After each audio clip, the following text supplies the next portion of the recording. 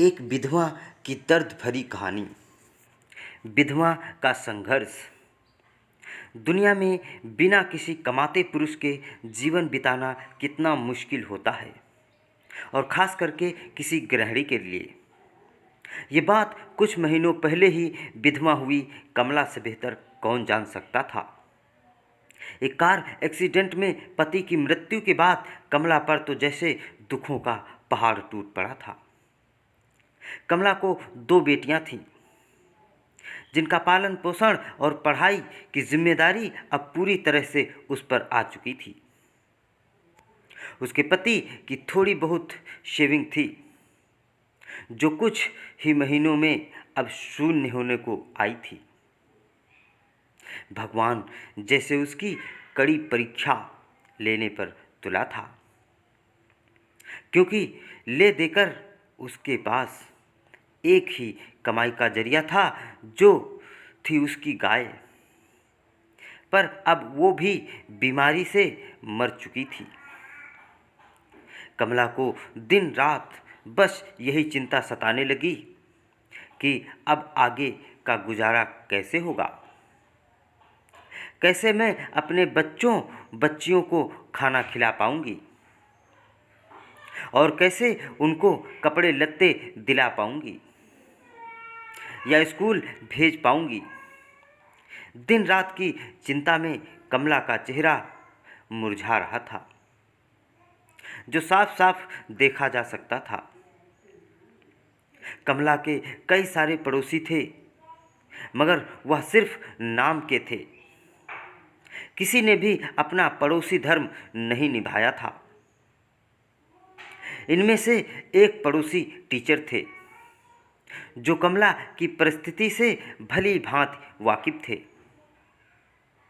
एक दिन इस टीचर ने कमला को अपने पास बुलाया और समझाया, देखो कमला, कुछ दिनों के लिए अगर मैं तुम्हारी मदद कर भी दूं, तब भी इससे तुम्हारा कोई भला ना हो पाएगा। अगर तुम्हें अपनी स्थिति बदलनी है तो तुम्हें खुद ही इसमें बदलाव लाना पड़ेगा। कमला ने बड़ी निराशा भरी आवाज़ में पूछा, भला मैं कर ही क्या सकती हूँ? मेरे पास तो नौकरी भी नहीं है। टीचर ने कहा, नहीं नहीं कमला, मैं तुम्हें नौकरी करने के लिए नहीं कह रहा हूँ। मैं जानता हूँ कि तुम कढ़ाई बुनाई का काम बहुत अच्छा करती हो। बस इस काम में अपना मन लगा दो। जितना ज़्यादा कर पाओगी उतना यह काम करो। इसके अलावा तुम बाकी फालतू के खर्चे, जैसे कि चाय का खर्चा, कम कर दो।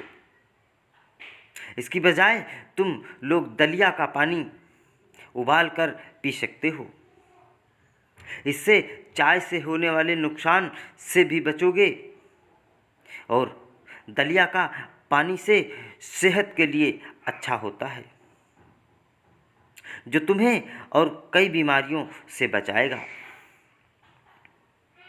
और इस तरह से तुम थोड़ा थोड़ा पैसा बचाकर अपने लिए फिर से एक गाय खरीद सकती हो, और अपनी रुकी हुई जीवन की गाड़ी को आगे बढ़ा सकती हो। कमला को इस भले शिक्षक की बात में कुछ दम लगा। उसने वैसा ही किया जैसे इस टीचर ने उससे करने के लिए कहा था। और देखते ही देखते 1 साल बीत गया।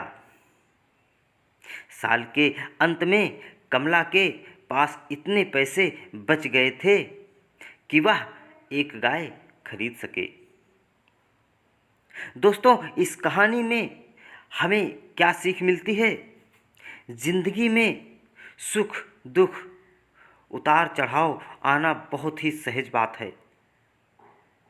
सुख आने पर हमें होश में रहना चाहिए, और दुख आने पर हमें अपने आप को संभालते हुए उससे निकलने का रास्ता ढूंढना चाहिए। बस इसी तरह जीवन आगे बढ़ता है।